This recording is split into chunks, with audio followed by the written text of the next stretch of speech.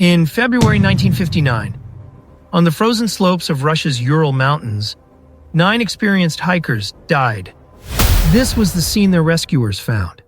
A tent cut open from the inside. They were young, healthy, and experienced in their field.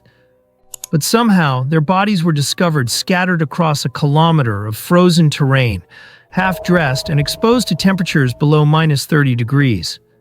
But the real mystery wasn't just that they died. It was how they died.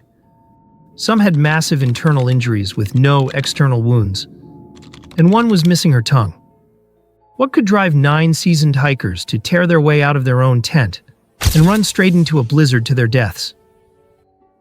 This is the unsolved mystery of the Dyatlov Pass Incident. Our story begins with this group, 10 hikers, mostly students from the Ural Polytechnical Institute. They were led by 23-year-old Igor Dyatlov. This wasn't a casual trip, it was a Category 3 expedition, the most challenging kind. Which means they knew exactly what they were doing. On January 28th, one hiker, Yuri Yudin, was forced to turn back due to illness. It was a decision that would ultimately save his life. The remaining 9 continued on. For the next few days, they documented their journey. Their cameras were later recovered, and the photos show them in good spirits. Laughing, setting up camp, everything appearing normal. February 1st. This was the last day they were seen alive. They camped on a mountain called Kholat Syakhl, a name that, in the Mansi language, means one thing: the mountain of the dead. Dyatlov was expected to send a telegram by February 12th. When no message arrived, the families became concerned. On February 20th, a large search effort was organized. 6 days later, the search team found the campsite, and the mystery began. The tent was abandoned and half covered in snow. It had been sliced open from the inside. The hikers' boots, coats, and all their equipment were still inside, but the hikers were gone. Rescuers followed a set of footprints, some made by bare feet, down the slope, toward a patch of trees more than a kilometer away. There, beneath a large cedar tree, they found the first 2 bodies. They were shoeless and found with only a few layers of clothing, and nearby they discovered the remains of a small fire. 3 more bodies, including Igor Dyatlov, were found scattered between the tree and the tent. Their position suggested they were trying to crawl back to the tent. The search team assumed the hikers had all frozen to death. But 2 months later, as the snow melted, they found the last 4 bodies, and the mystery deepened. These 4 were found in a ravine, 75 meters from the cedar tree, and their injuries were horrifying. The medical examiner was blunt. The force required to cause these injuries was equal to being hit by a car. And yet, their bodies had no external wounds.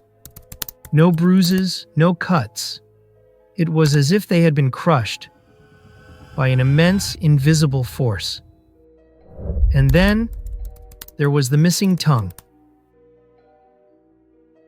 To make things even stranger, some of their clothes were found to be radioactive. The official investigation was closed. The cause of death was listed as a compelling unknown force. So, what happened?